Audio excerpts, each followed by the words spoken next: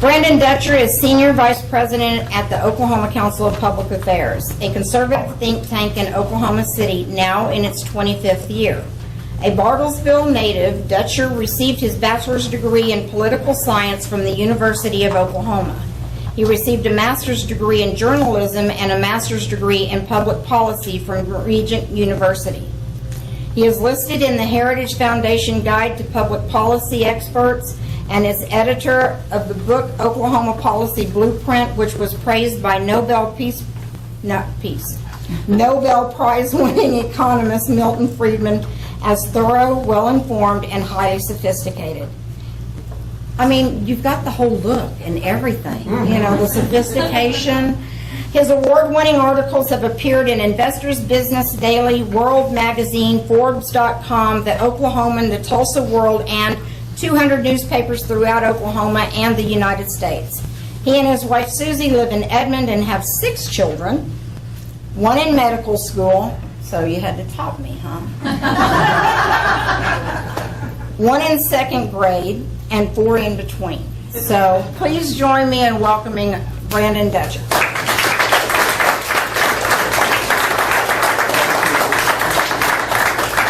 The point there is to emphasize the spread from age 25 to age 7. I appreciate the invitation to be here. And I will introduce the mystery non-candidate back here. Does anyone know Rob Sellers? He's a Tulsan. Yes. He's the director of the Opportunity Scholarship Fund, which is a scholarship granting organization that I'm affiliated with too, and we give scholarships for kids to attend private schools that otherwise couldn't afford it. And I'll mention that in passing in my remarks, but turns out Rob's an elder here at this church, and you guys are having a board meeting. Yeah. So board meeting, come here to thanks for see if you were really here. Yeah, thanks for letting us be here and stay as long as you want, or you may have to go back. I brought OCPA is a think tank. We have a magazine. I brought some for you all to take. You'll love the cover. It's the Trump tax cut being intercepted by Mary Fallon. Is what just happened. So, thank God some Republicans still remember what it's like to be, what it's supposed to mean to be a Republican. Yeah. I also brought some cards. If you would, just give me your name and email, and we can sign you up to get our weekly e-newsletter, and also to activate you if there's a certain piece of legislation coming up that we think is important. We'll, blast out and say, hey, please call your lawmaker. So if you're at all interested and not thoroughly appalled after I've spoken for a few minutes, feel free to fill that out. I do want to talk about education. I want to start with a survey from our friends at the Oklahoma Education Association, the OEA. In December, they had a poll, and one of the questions was fascinating. I'm going to ask it to you and see a show of hands. They said, thinking about the issue of public education here in Oklahoma, which of the following 5 values do you consider to be most important? I'm going to list the 5, and then I'm going to ask you all what you think. Accountability, personal responsibility, fairness, opportunity, investment. Okay, so thinking about public education in Oklahoma, which do you think is most important? So, Personal responsibility. Okay, who votes for personal responsibility? Okay. Accountability is important. Well, that's what I meant, accountability. Accountability, because personal responsibility falls under accountability. Thank you. Yeah, they are close. So accountability, show of hands. Okay. Oh, a lot. Fairness. Okay. Opportunity.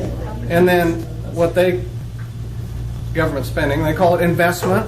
Investment. Okay. So that kind of mirrors the actual results of their survey. Accountability was the big winner at 62%, personal responsibility 39%, opportunity 33%, fairness 33%, opportunity 31%, and investment came in last, I'm sure much to their chagrin, at 27%. So that's the OEA poll. So my point being, the number one thing that voters value is accountability. So, many people, of course, are under the impression that our public schools are accountable already. I mean, after all, schools are subject to a dizzying array of laws and regulations, as you know, on matters ranging from curriculum to testing to fire drills to administering epinephrine. In fact, our friends at the 1889 Institute, which is another think tank in the state, poured through Oklahoma's administrative code and found roughly 640 mandates on public schools. So, accountability, right? Well, here's the thing. Bureaucratic rules and regulations are not necessarily the same thing as accountability. Not by a long shot. I mean, think about it in everyday life. Think about what the word accountable means. The dictionary definition of accountable is basically answerable. Webster gives this example, in fact, held or accountable for the damage. Right? I mean, we all know that. I mean, if you screw up at your workplace, there are consequences. Here in Oklahoma, the majority of students are not proficient in math, science, or English language arts. Most students lack proficiency in those subjects. 1 out of 3 eighth graders proficient in English. 1 out of 5 eighth graders proficient in math. The Tulsa World quoted one community leader here in Tulsa who said that based on ACT scores in 2015, only 22 African American senior boys were college ready in Tulsa public schools. Not 22%, 22 boys in Tulsa public schools. African American boys college ready. So you ask yourself, okay, that doesn't sound good. How many schools have been closed? How many teachers or administrators lost their jobs or had their pay reduced? I mean, who's being held accountable for the damage? A man named Sean They give them Hyman. raises. I mean, like superintendents. Right. I mean, they give them raises. The irony of it, right? There's a fellow named Sean Hyman who runs the Oklahoma State School Board Association. But back in 2010, he was a local superintendent, and he made the comment that it's heartbreaking to quote, see a student who is valedictorian from a school and they made a 14 on the ACT. And I mean, he's right. It is heartbreaking. It's mind-boggling. So who got fired? I mean, the kid spent 13 years in school.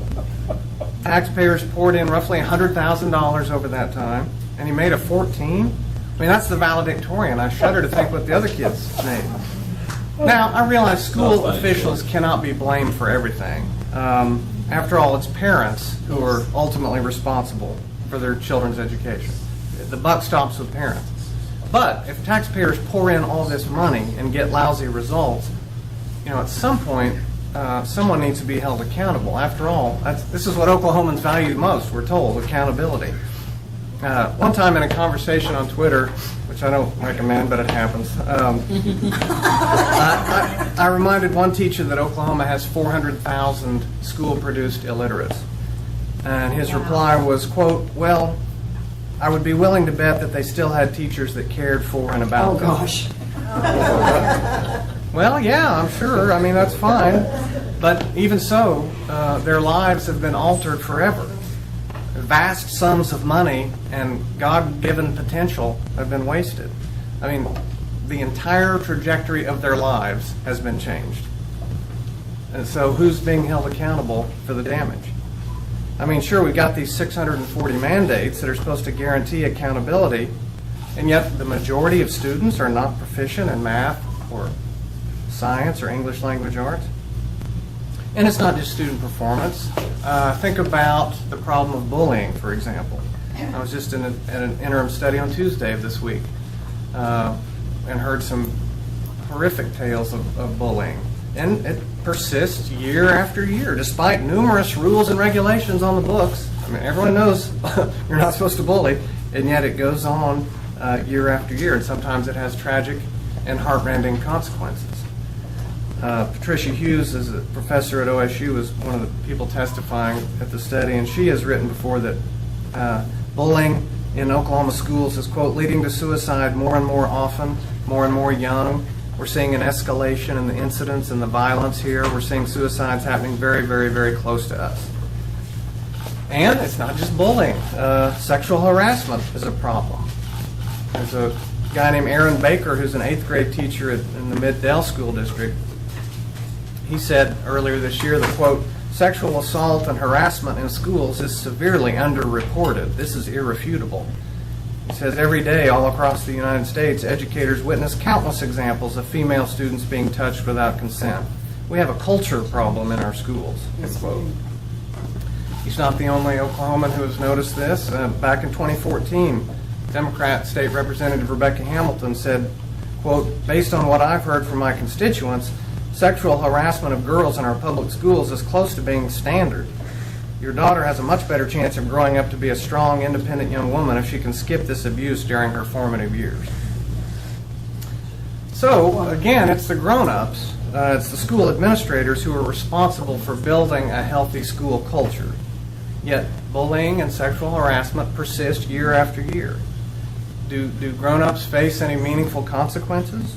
Do they lose jobs or have their pay reduced? Or are we just going to keep doing the same thing year after year?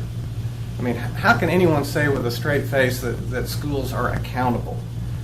Retired public school teacher Larry Sands says, in fact, quote, in reality, there is no entity in America that is less accountable than a government-run school system. They exist only because of taxpayer largesse, and virtually no one gets fired when they screw up, end quote. Matter of fact, as former New York City school chancellor Frank Maccariola put it, quote, there's a tradition in education that if you spend $1 and it doesn't work, you should spend $2. And not only that, you should give those $2 to the same person who couldn't do the job of one. Alas, that's exactly been our experience in Oklahoma. Our public education problems are not due to underfunding, says Oklahoma State entrepreneurship professor Vance Freed. He says, quote, since 1972, per pupil spending has almost doubled in real terms in Oklahoma, with no improvement in academic outcomes. Economist Byron Schlomack goes even further. I have this chart. He went all the way back to 1919 to the present. This is Oklahoma spending per student. This is per student and adjusted for inflation. So, I mean, this is what you want.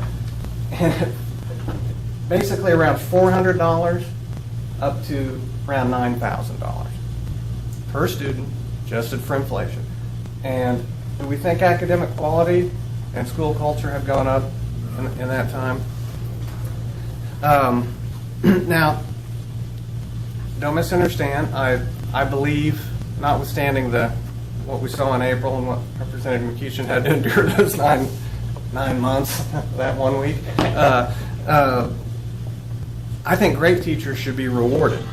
And I tip my hat to Oklahoma's Epic Charter School, where thanks to merit pay, the highest paid teacher earns $106,324. That's pretty good.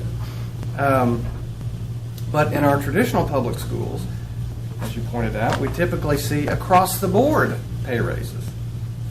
For great teachers, good teachers, mediocre teachers, and bad teachers. Teachers who deserve pink slips get pay raises. Yep. See, that's not accountability. And how about accountability for administrators?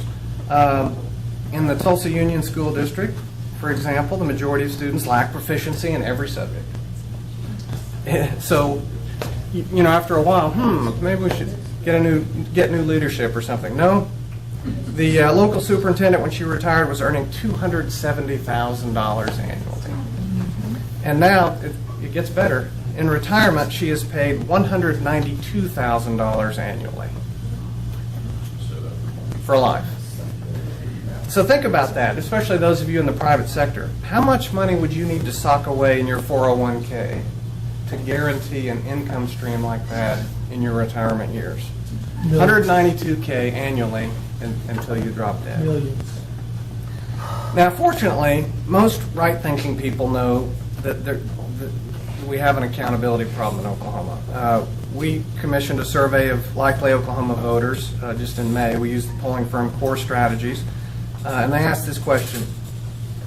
Some Oklahomans say that public education has built-in accountability because schools are subject to many laws and regulations on matters from curriculum to testing to teacher certification. Others say public education lacks accountability because employees aren't held accountable for poor performance through things like pay cuts or job termination. Do you believe that public education is accountable or that it lacks accountability? 38% say it's accountable, 45% lacks accountability. What's interesting is the partisan divide. Republicans believe 59% to 26% that public education lacks accountability. Democrats believe 50% to 29% that public education is accountable. So, if Oklahomans say that accountability is the most important thing when it comes to public education, how do we get there? How do we ensure accountability? And that was the winner in this room, so I know we're all for accountability. Well, the answer, parental choice. True accountability is accountability to parents, not accountability to bureaucrats. If parents can vote with their feet, then all of a sudden that brings some real accountability to the proceedings in a hurry. So we need to encourage our lawmakers to empower parents with as many choices as possible. Parents, not government officials, have the moral right to direct their children's path. And fortunately, Oklahomans agree with this as well. This is the same core strategy survey in May. It's a good poll, 502 likely voters, margin of error plus or minus 4.37. And it's a good question. It says this: educational choice gives parents the right to use the tax dollars associated with their child's education to send their child to the public or private school which best serves their needs. Generally speaking, would you say you support or oppose the concept of educational choice? 67% support, 27% oppose. The partisan breakdown, again, is fascinating. Even Democrats think the money should follow the child. 53% to 37% among Democrats. Among Republicans, as always, it's off the chart, 76% to 21%. Independents were 77 to 18.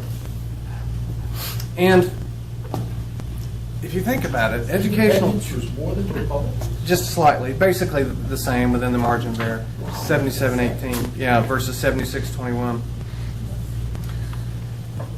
Educational choice is not inconsistent with the ideal of public education, if we understand public education properly. If you think about it, the goal of public education is an educated public. It doesn't matter where the education takes place. It doesn't matter if the education takes place at Jenks High School or Collegiate Hall Charter School here in Tulsa or Cascia Hall or your kitchen table. I mean, it doesn't matter. Public education means we want an educated public. Think of it this way. Everyone's concerned about public health, right? We want a healthy public, but we don't require people on Medicaid to go to a government-run hospital. You can take your Medicaid or Medicare to St. John or St. Francis, the Pink Palace where I was born those many years ago. Government also provides folks with public assistance, but you don't have to redeem your food stamps, a SNAP card, at a government-owned grocery store, much less the government-owned grocery store closest to your house. You can go to whatever private grocery store you want. Same way with public housing. Heck, the largest part of Section 8 housing is actually called the Housing Choice Voucher Program. Recipients can choose single-family homes, townhouses, apartments, or whatever. So likewise, we have public education. We want an educated public. It doesn't matter where that education takes place. Traditional public school, public charter school, virtual school, homeschool, private school with the help of a voucher or a tax break. I know some of my conservative and libertarian brethren are leery of vouchers, and that's good, and I sympathize with that because, you know, sometimes with public money comes strings attached. But other options then would be education tax credits or other sorts of tax breaks. Let people keep more of their own money and not even send it to the Treasury to begin with so that they can make more educational choices. Whatever the policy mechanism, the underlying principle is, in a free society, parents, not government officials, have the moral right to determine their child's path. Now, obviously, our elected officials at 23rd and Lincoln are going to spend money to provide education. They just did it this year, as we saw, and it looks like the unions are going to back up a truck next year and get another big load of money. And so, that's always going to happen. But what we need to do is, instead of always giving the money to bureaucrats and school systems, just give the money to parents. Let them decide how they want to spend it. Parents not only have the responsibility, but the right to raise their children in accordance with their consciences. A philosophy professor named Melissa Moschella puts it very well. She says, because parents have this right and responsibility, the state shouldn't penalize parents for not sending their children to a school operated by the state. Of course, the way you penalize parents financially is by requiring them to pay twice, to pay taxes and pay private school costs or homeschooling costs. Now, not everyone agrees with this strong view of parental rights that I'm articulating. I remember very clearly one day in 2010 sitting in the gallery of the Oklahoma House of Representatives listening to a floor debate on an educational choice measure. One Democratic lawmaker made the argument that in some cases, mothers and fathers know what's best for their child, but he said in other cases, quote, parents may think they know what's best, but do they? I would simply ask that lawmaker, if the parents in your legislative district are not capable of choosing a good school for their children, how can they be trusted to choose a competent official to represent them in the Oklahoma House of Representatives? Well, we saw that. Parents, not government officials, should determine a child's path. In a free country, the government defers to parents when it comes to raising their kids, right? Everyone knows it. The government defers to parents when it comes to raising their kids. And since education is just a subcategory of parenting, the government should defer to parents when it comes to educating their children. Give parents the money and let them decide.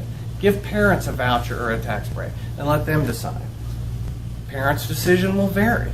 One size does not fit all among 7 children, right? It certainly doesn't fit all among 700,000 children in this state. It's not fair, it's not realistic to ask the public school system to take 700,000 kids and fit them all into a one-size-fit-all and just make it all come out fine. That's not realistic. Children have different needs, parents have different goals and expectations, and so the government shouldn't penalize parents financially for raising their children in accordance with their consciences. Rod Page was the U.S. Secretary of Ed under Bush 43, you may remember. He said, quote, let's design our school operations among the principle of universal school choice. Let's completely remove the power of government to dictate where a child attends school, end quote. Pretty good. Even before Betsy DeVos, we had a good Secretary of Ed. Well, we're not there yet, but happily we're further along than you may realize. In addition to traditional public schools, most states have charter schools, which are tuition-free public schools, but distinct from traditional district schools. There are some 37 charter schools in Oklahoma, serving some 22,000 students. Most of these schools have long waiting lists.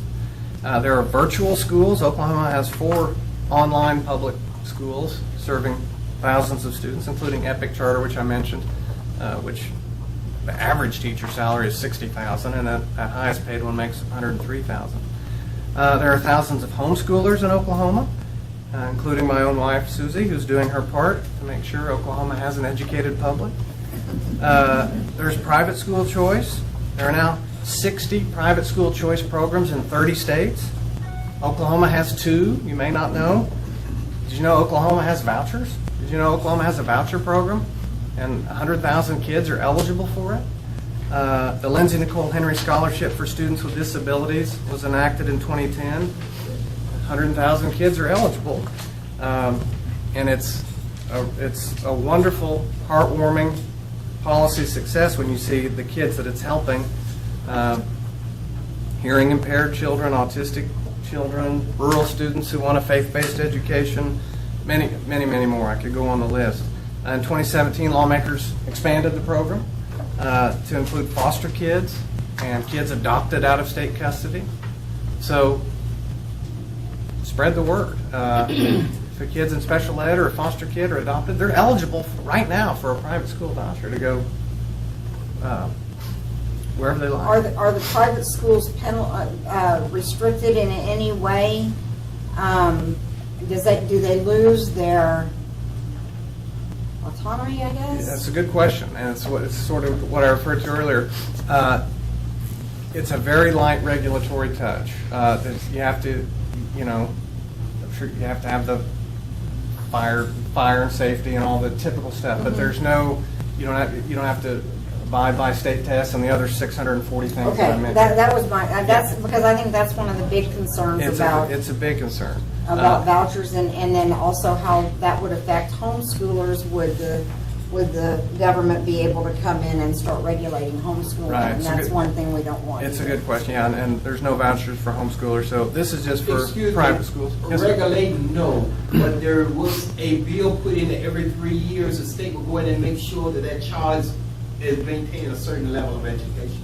But there's no, They can't do that on the kids they have in their own classes. I totally agree with you there. Well, so we do have vouchers, and the other private school choice program we have, and Rob must have gone back to his board meeting, it's what I referred to earlier, the Opportunity Scholarship Fund. So this law was passed in 2011. Our friend Dan Newberry was the author, but it was a bipartisan bill. People like Javar Shoemate and Judy Easton McIntyre were co-sponsors. But it was passed in 2011, and so philanthropic organizations like the one that Rob and I are affiliated with give scholarships to kids to attend private school, and then the donors who pay for that get a tax credit from the state. Not just a tax deduction, but a tax credit, 75% tax credit. So it's a very attractive donation, as you might guess. And this program is a roaring success. I went to 3 Czech presentations today giving out scholarships in Oklahoma City, including one at Mission Academy, which is a sober high school. It's a high school for kids coming out of drug and alcohol addiction who can't go back to their regular school because they'll fall in with the same crowd. So there's this private school dedicated only to that.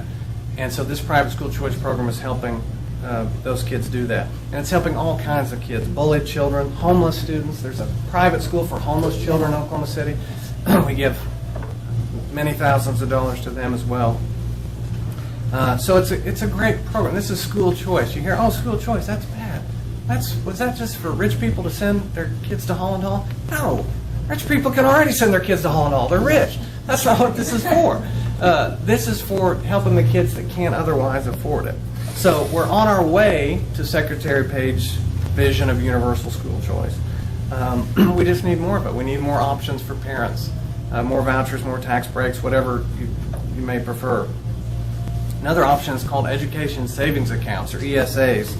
6 states have this program now, in which the state deposits a portion of your per pupil expenditure. I've said $9,000. Oh, okay. If you don't want to go to Tulsa McLean or whatever, okay, you don't have to go. We'll put $5,000 in a bank account controlled by you, restricted use bank account. You can't just go blow it. But and you can choose. You go to little Christian school over here, little Catholic school, or you can buy some virtual courses. You can go to Kumon if you need help with tutoring. Do whatever you want. And then if you have some left over, you can save it for college. So that's an education savings account. 6 states have that. And it's through these kind of parental choices that we'll get what everyone seems to want, which is accountability. We're already seeing some of this voting with your feet type of accountability. The Oklahoman reported this year that 41% of students who attend a virtual charter school in Oklahoma left their previous school because they were victims of bullying. It's not the academics that's the number one driver. Bullying is a scourge in the state. If you have been in this interim study I was at Tuesday, it's unbelievable and it's heartbreaking. And so kids are they're escaping. I said, Mom, can I go to an online charter school at home? And so they're doing it. They're taking advantage of homeschooling as well. A lot of them are using the private school voucher program that I mentioned. Several examples of kids, including one autistic kid who was bullied to the point of I mean, he had to go to counseling because he had a plan. He said, I know where my stepdad's gun is. I'm going to take him and use it. They got him out. He's at a private school thanks to a voucher. Ooh, voucher. I thought those were bad. No, they're not bad. They're not bad. They're helping kids. But what can we do to help get the word out about vouchers, and is there any legislation that you know that's being written that we can get behind and support that would help move this along? Yeah, I'm glad you asked. Every year there are things like that. To be determined in 2019. We're working on it now. Okay. Literally today we had, so we're working on it. And if you fill out the cards, I'll be sure and let you know. Right. But it'd be great to pass a bill, universal school choice for everyone. Just voucher, ESA, whatever you want. Just do what you want. That's not realistic. It's going to have to be, like most things, incrementalism. Mm-hmm. But that's fine. But we didn't have a voucher till 2010, and a Democrat governor signed one into law. Right. Who knows? Things happen, And then we expanded it with foster and adopted. There's talk, let's expand it to more populations. The tax credit thing, I think, is most likely to grow. I just want to educate people, say, my kid or my grandkid might be eligible for that. I need to look into that. And then, it just grows little by little, line upon line, as you know. So that's really the gist of my presentation. Just let's keep going. Where do you see school choice within the next 2 years, with the legislature looking like it's going to pan out the way that it's going to? It's never easy, even in the best. Well, some people might have thought, let's get a Republican supermajority, then our problems will be solved. Yeah. But it doesn't work if half of those people are Democrats, just Exactly. running as Republicans. So that doesn't help. If the crystal ball stuff in the age of Trump is just, who knows? Mm-hmm. I mean, if you said, and in 2010 with a Democrat governor, we're going to get a voucher, but we did. Right. So you just got to try. You got to keep trying. Oh, no, I get it. Yeah. I mean, I'm all for trying. I mean, I think so that we're going to try to expand the tax credit scholarship, raise the cap so more and more people can donate and more kids can get scholarships, and then just try to keep growing like that. I think that's the best way. I mean, eat the elephant one bite at a time. Yeah, one bite at a time. So, Does anybody have any questions or comments regarding for anyone? From anyone? any? What's that? Oh, go ahead, Nicole.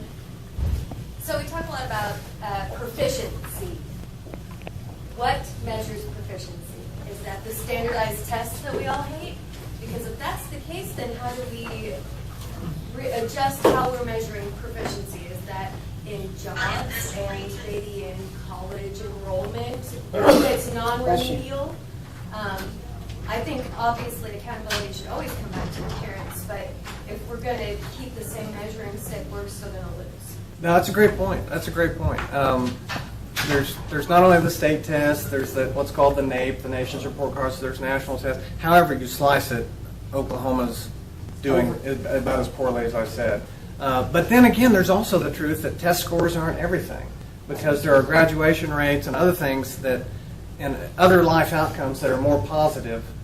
And I don't want to be one that sounds like focusing on test scores is everything, some sort of technocratic.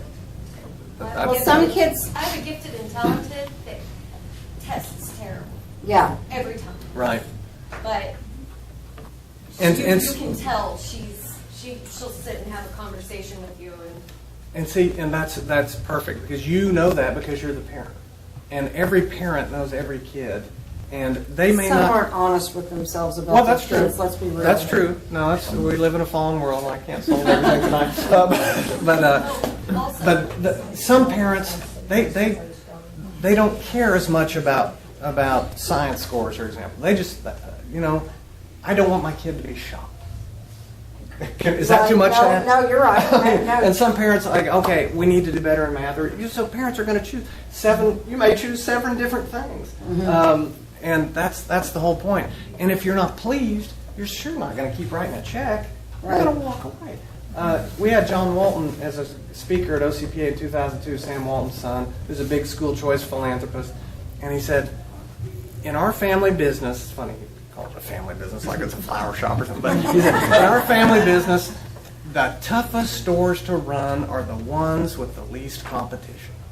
Isn't that true? I mean, if you're in Walmart and there's a Target across the street, they're going to be on their toes, you know, because there's accountability. It's Right. called walking out the door and going to Target. And so that's what I'm trying to impress upon, is that give parents the choices. Yes, ma'am. I'll piggyback on that standardized test comment. I was thinking that myself. A lot of teachers find themselves in a position of not really being able to teach the things they feel their students should learn, or that they're ready to learn, or that they're, you know, if the class got really excited about a certain type of science experiment, they have to move on instead of continue Yeah. to build up that knowledge base because state testing is around the corner. Do you think that a shift towards school choice will probably empower teachers to teach more instead of training the kids to test? I think there's no question, for a lot of reasons. We just have, I don't know if it's posted yet, but we have a blog post going up about how even though public school teachers nationally and in Oklahoma are paid more than private, and especially after the $6,100 raise, satisfaction is higher in the private because there's more safety, less bullying, more ability to control the curriculum, to have a say in the school culture. So I think it would. I mean, we see an Epic Charter, which I mentioned, they just hired 3 rock star teachers from one of Oklahoma's best districts. You know, teachers don't want a lot of hassles, whether it's safety or whether it's teaching the test. Not only that, if there's an education savings account and every parent in here is walking around with $5,000 in their wallet, well, it wouldn't take long for a teacher to say, you know what?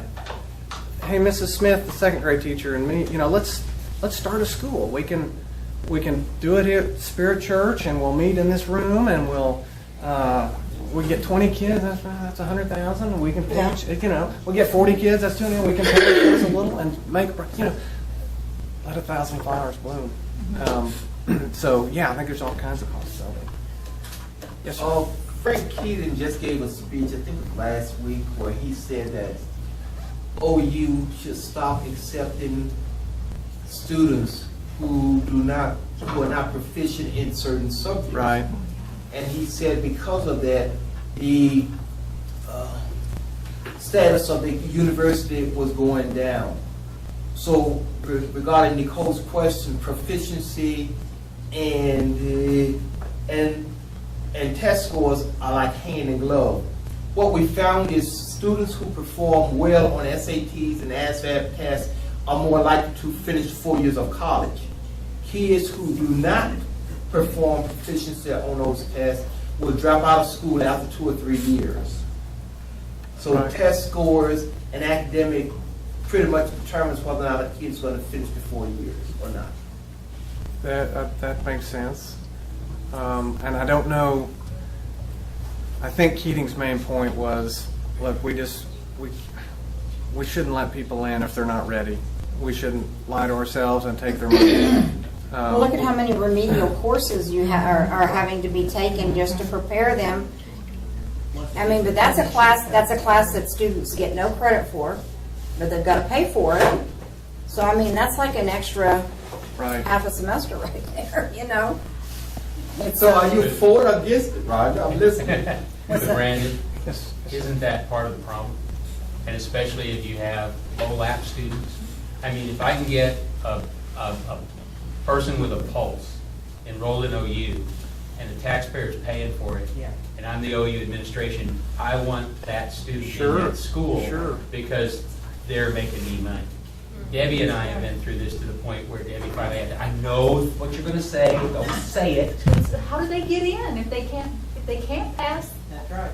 I think it's state law that if you have an Oklahoma high school diploma, you can be conditionally admitted to one of the four-year universities, regardless of whether you made a 1 on the ACT. I believe that's state law. Jenna? Part of the whole thing though is you go from high school to college, so taking these remedial classes, like if you go to TCC and you test badly enough, you have to take all these preliminary maths before you can even get on course for your freshman year. So why are they graduating high school? Well, no, that's our question too. I think it's state law. Darlene? That regardless of your ACT or SAT score, you are conditionally admitted to a four-year university. And most of them are going to wash out. So. Darlene, what were you about to say? I may be wrong in this observation, but from observing my grandson, one of the things that I've noticed, it seems like there's so many curriculum subject matters and they have to move them through so fast. In the beginning, when the test scores were good, what did they learn? Reading, writing, arithmetic, handwriting, civics. PE. Whoever heard of a civics course anymore? But it was very limited curriculum, and the teachers had enough time to concentrate, even for the kids that were slow. You could concentrate on making sure they had it. But now, all this superfluous stuff, my grandson spent 2 weeks preparing for an outing that it's crazy. Well, I have a daughter that's a teacher in Oklahoma City, and she teaches high school in an inner city school. And she just graduated last year, and she's already fried from her job. But she has an 18-year-old sophomore Hispanic student that does not speak a lick of English. She couldn't even tell him how to get to the bathroom, because Maggie doesn't speak English. I mean, if she speaks English, she doesn't speak Spanish. So your class is only as strong as your weakest link. And that's a waste of taxpayer dollars. And there are kids in there that don't want to be in school, that misbehave, and they cannot expel them, they cannot suspend them, they cannot even fail them without the parents' permission. That's a rule that President Obama implemented to the school system when he was president. Yeah, We that's- need to get rid of that's that. true. Well, that comes with the attendance. Right.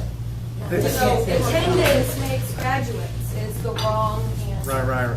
And that butts in the seat sequence. Can you tell we're frustrated? I tell you, I'm frustrated. And here's the thing: we could be here till midnight, and here's why. Hey, let's have a heavily unionized, government-owned and operated monopoly. Exactly. And let's have one and see how well it works. What's behind door number 2? What's behind door number 2? Right. I mean, that's not going to work in Yugoslavia making Yugos. It's not going to. There are going to be problems. What I'm trying to say is, let's start opening up the escape hatch. Let's start giving parents more power. We're also going to free teachers, because there's a lot of teachers who are very unhappy with the way Yeah. school is run. That's right. And that's, I think that, oftentimes we tend to, we're frustrated, and I think the teachers think that we're frustrated with them. Right. But we're not. Typically, It's we're not not. it's not the teachers that we're frustrated with, it's the administration, and everything keeps going the same way and nothing ever changes. And that's what's frustrating to It's us. frustrating. Lois? Yeah. Did you say there's already a faith-based element to Lindsay Nicole Henry? There are faith-based schools. The element is not what Henry. So in other words, whatever school the they- criteria for qualification is still foster? Right. Yeah, it has nothing to do with that. It's Disability, special ed, okay. foster, adopted, yeah. Okay. It's just, I was referring to Corn Bible School. One of the things you know that Bible I Academy. mention a lot is the coming day of the Oklahoma ICAP, the Individualized Career Academic Plan, Right. which is supposed to have parental involvement. I look for State Department of Ed to start asking for waivers about that big time. But do you see any, admitting that this individualized education is a progressive Trojan horse? I understand it's got that aspect to it, but do you see any possibility of using that to good in the sense that if the education has to be individualized, then if we still had public school kids, I would say, okay, here's what the individualized education for a McKeachin boy has to look like. and you have to make that happen because it's state law. Do you think there's anything we could do to leverage that potentially bad thing to be a good thing? Yeah, good question. And for the record, I voted against it. Yeah, I don't know, but I'm all for the way I want to individualize it is give every parent $5,000 and let them individualize it. Well, that's why I said, okay, if you're going to have an ICAP, you're going to have an ICAP account. Right. That was how I was going to try and use it to turn it into the good side. Yeah, let's always be creative and nimble, because you never know. We may, under a Democrat governor, we may get a voucher. I mean, you never know. So let's be thinking. Yes, ma'am. The way the unions do it is 0 to 3 years. You're called non-career. Okay. So that's when they can fire you and let you go. So all these new grads that think, wow, I'm really going to make a difference, and you can see them starting to move out ahead. Well, then here come the 3-year to 20-year union-backed teachers, and they say, no, no, no. So that's what goes on now with your daughter up until that 3 years. Yeah, well, she's pretty fried already, and so, but it's frustrating also that as taxpayers, we're told it's our responsibility to educate the public, or to educate these children. But yet, there's no responsibility for the way the children should be.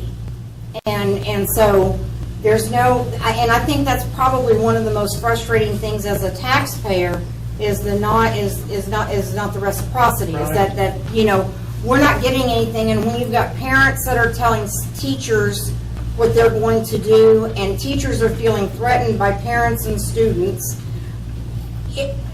I'm telling you, the inmates are in control of the asylum. Yeah, I just read about a teacher in Oklahoma City who young who quit. I mean, people were fighting, hitting each other, hitting her.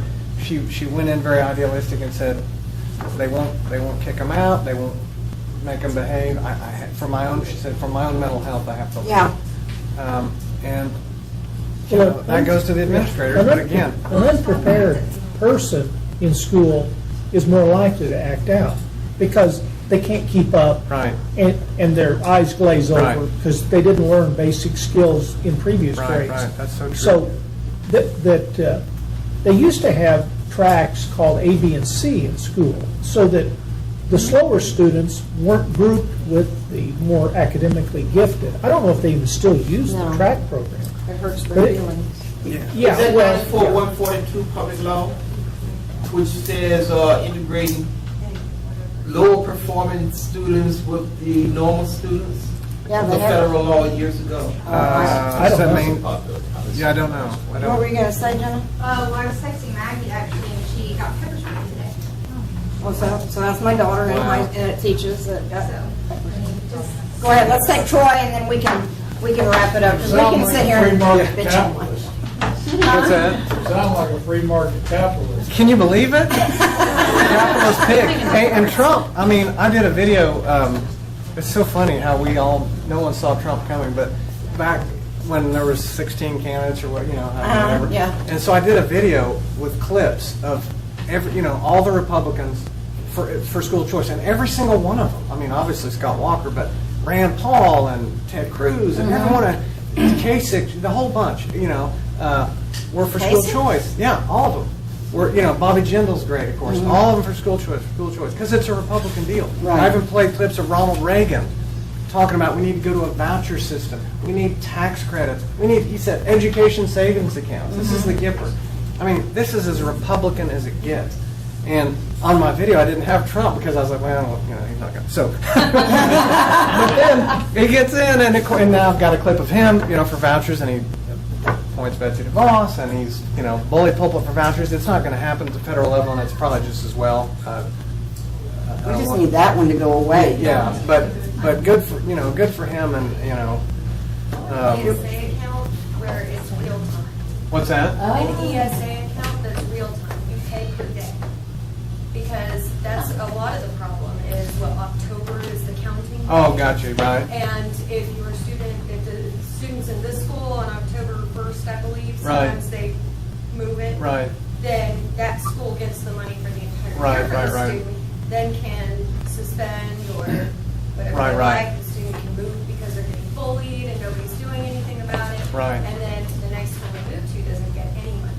But wouldn't it be amazing if you could say, I'm gonna do my core classes at this school, and then I'm gonna go over here to this other school for my extracurricular activities. Right. And be able to pay. Right. With your $2.90. Right, it's in Arizona, it's with a preloaded debit card, and you just swipe it. You swipe it Well, at Kumon, you if- swipe it at the private If school. you get a scholarship, it just goes into that fund.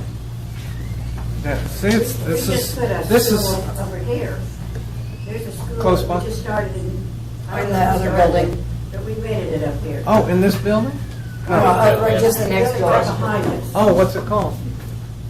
It's for special needs children, I think. Oh. something. I got the idea it was faith-based, but I don't know if it's vouchers or what. Interesting. You'll have to ask your friend. Yeah, I'll ask you. Yeah, we're always on the. Well, we appreciate you very much, Brandon. You're welcome.